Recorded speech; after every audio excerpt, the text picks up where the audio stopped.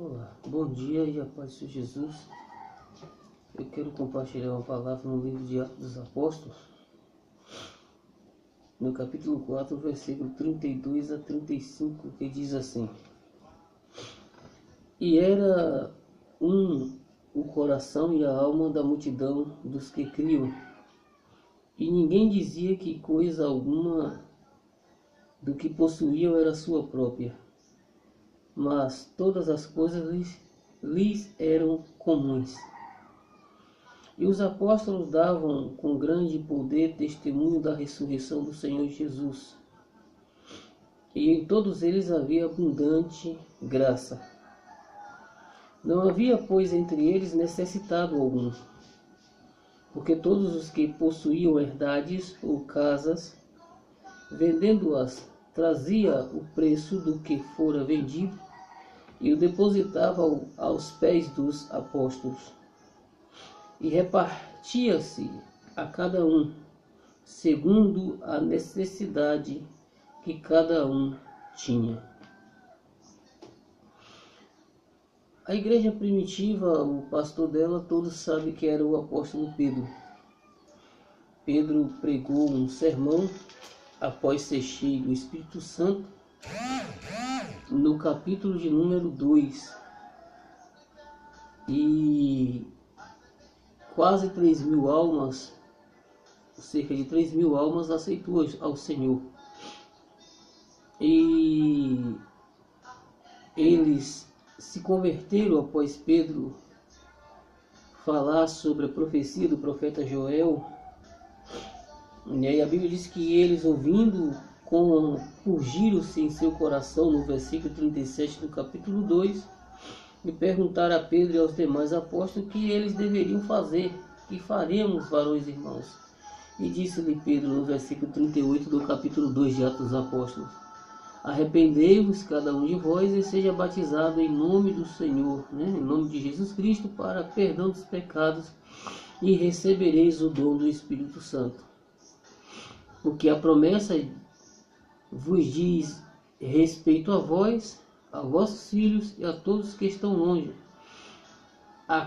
e tantos quantos Deus nosso Senhor chamar. Então esses homens se converteram, de sorte que foram batizados e de bom grado receberam a palavra. Naquele dia agregaram-se quase 3.000 almas, no versículo 41.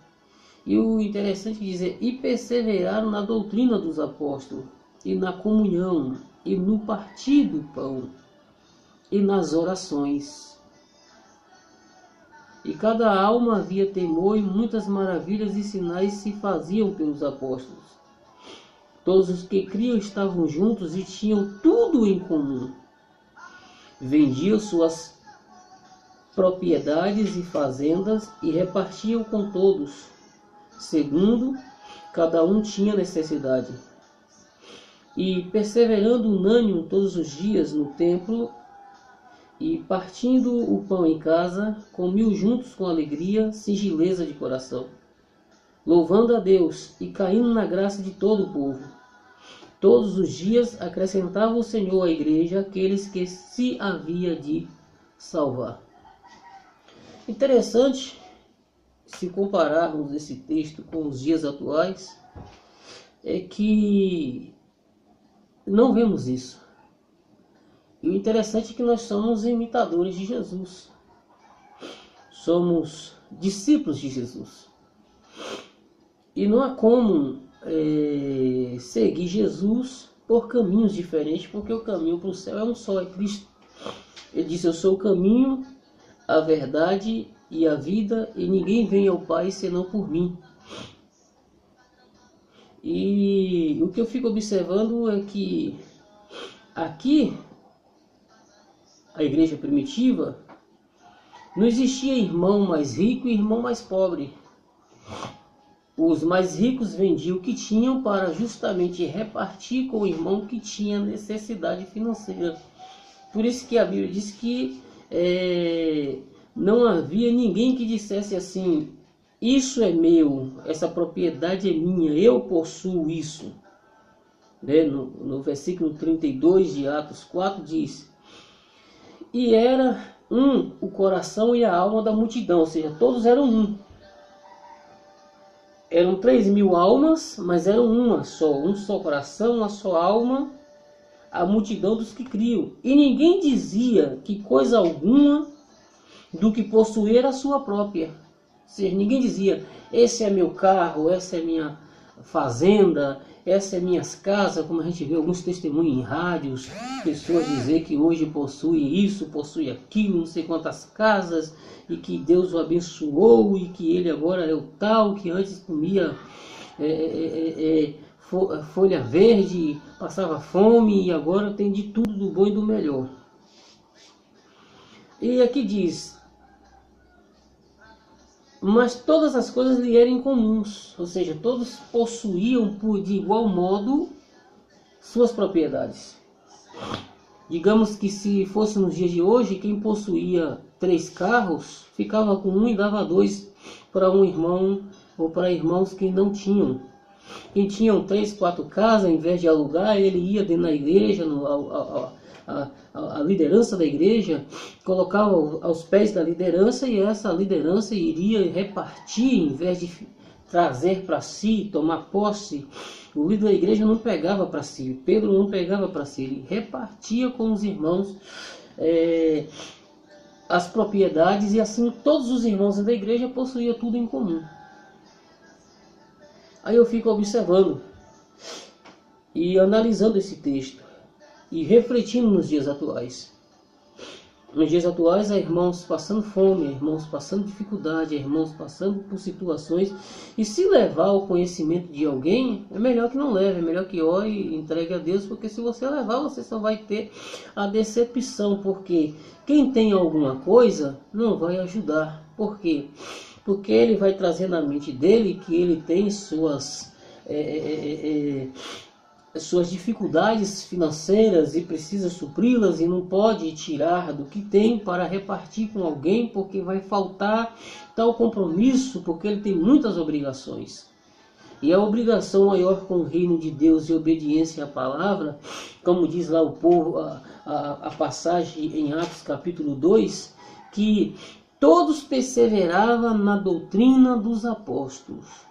O problema da igreja, de algumas igrejas nos dias atuais, é que saiu da doutrina dos apóstolos, foram para a doutrina do Antigo Testamento. Jesus disse que não veio criar a igreja, edificar a igreja, para poder estar pegando um pedaço do Antigo Testamento, quando ele disse que não se põe odre novo vinho novo em odre velhos, e que não se tira remendo de roupa velha para colocar em roupa nova, ou vice-versa, tirar da roupa nova para colocar na roupa velha. Jesus está dizendo que o Antigo e o Novo Testamento são independentes, se completam, se encaixam, todos é a palavra de Deus, não se contradiz. Mas Jesus não criou a igreja, como é que fala, a nova aliança para ser remendada com a velha, como estão fazendo aí, tempo de Salomão, tempo de tanta da coisa, e na realidade nós não vemos as pessoas se preocupando com o templo do Espírito Santo, que são os nossos corpos. Estão preocupados com parede, com pintura de parede. Parece que vai haver no céu uma competição para quem construiu, né? Vai ter lá um prêmio para quem construiu o melhor templo, para quem construiu a melhor igreja, para quem tem o maior templo, o maior número de membros. Parece que vai ter esse tipo de, sei lá, de premiação no céu. Porque não estão preocupados com as almas. Não estão preocupados com as pessoas que estão passando dificuldade. Analise que a melhor atenção é os que têm, né? Visitam-se a casa de quem tem. Dá-se atenção a quem tem financeiramente. Quem não tem, está entendendo? Se chegar na igreja ou não for, não se preocupam em dar atenção. Por quê? Porque aquela pessoa financeiramente ela não é presenciável dentro da igreja. Não é, como se diz assim, não é de grande importância, porque ela não contribui, né, financeiramente para alguma coisa ali dentro, né? É só mais um para superlotar a congregação ou o templo. Mas aqui a passagem bíblica mostra ao contrário.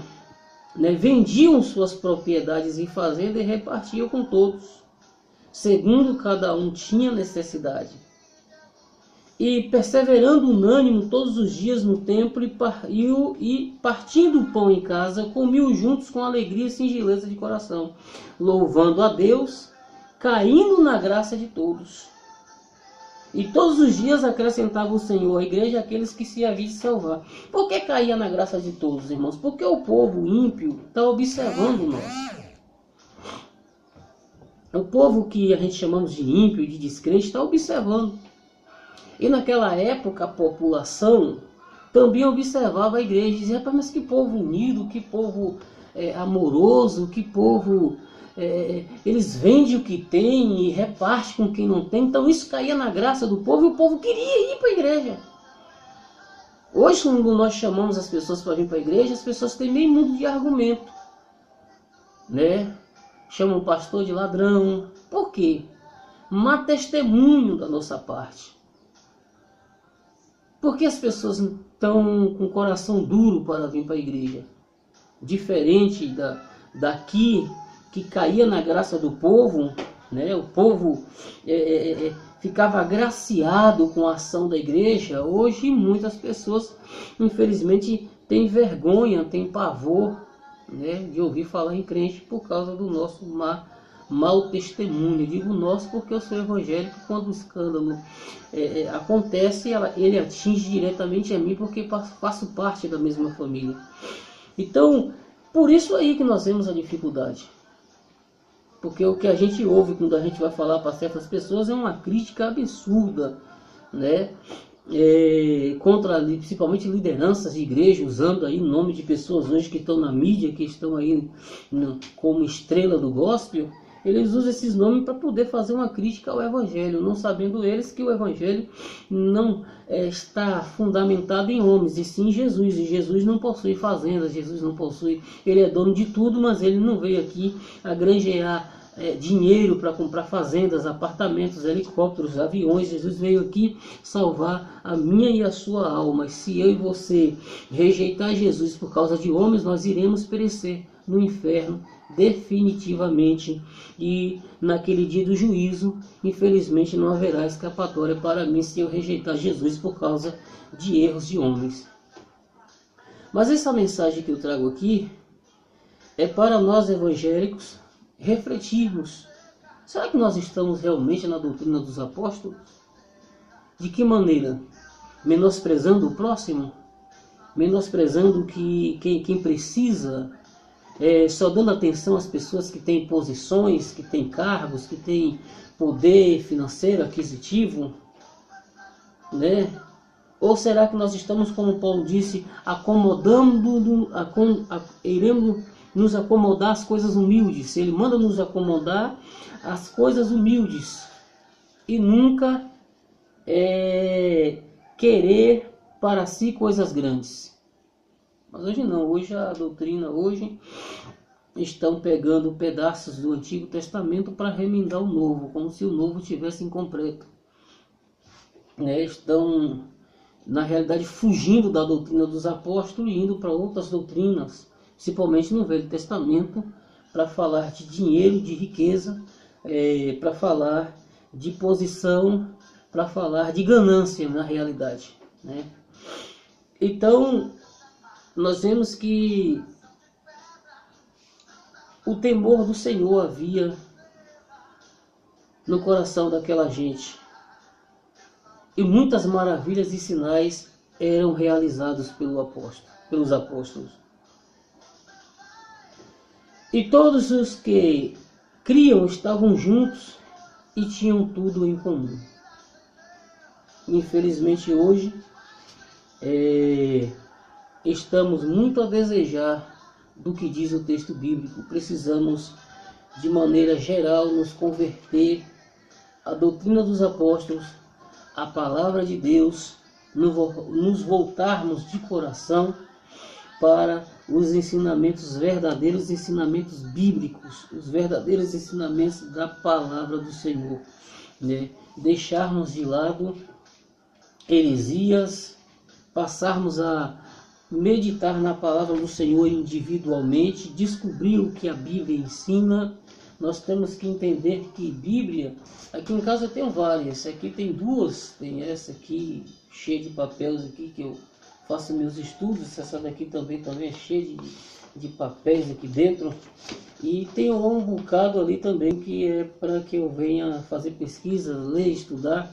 Nós precisamos meditar na palavra do Senhor de dia e de noite, para não sermos enganados, para não sermos condenados com o mundo, para não sermos condenados com esses que não estão nem aí para o Evangelho, para a doutrina dos apóstolos. Então, você que não tem nada, saiba de uma coisa: a viúva, ela estava catando gravetos para fazer seu último bolo, para comer com seu filho, e após isso ia morrer. E a Bíblia diz que o profeta Elias, ele tinha recebido do Senhor uma ordem que o Senhor já tinha separado uma viúva, alguém para sustentar ele durante aquela seca de 3 anos e meio. E a Bíblia diz que quando ele chega lá, ele encontra essa senhora catando gravetos. E ele pede água a ela, ela prontamente o serve a água. Mas no momento que ele pede comida, ela diz: olha, eu não tenho nada. Estou aqui justamente catando gravetos, porque eu vou fazer meu último bolo. Vou comer esse bolo com o meu filho e depois disso nós iremos morrer, porque não temos nada para comer. E ele fala algo para ela. Ele fala algo importante. Ele diz para ela: faça o bolo, traga primeiro o meu. Porque durante esses 3 anos e meio, a farinha da panela e o azeite não vai faltar. E todas as vezes que aquela senhora ia mexer na sua vasilha de farinha e tirava uma porção de farinha e fazia os bolos e os pães e tirava do azeite, quando ela olhava, a quantidade estava a mesma, nunca faltou, durante 3 anos e meio. Então, o que eu quero dizer para nós evangélicos que temos o coração preso na riqueza, achando que vai acabar se compartilhar com o próximo, é que Deus faz milagre e não deixa faltar para aqueles que compartilham, para aqueles que ajudam, para aqueles que dividem o que tem com alguém que precisa.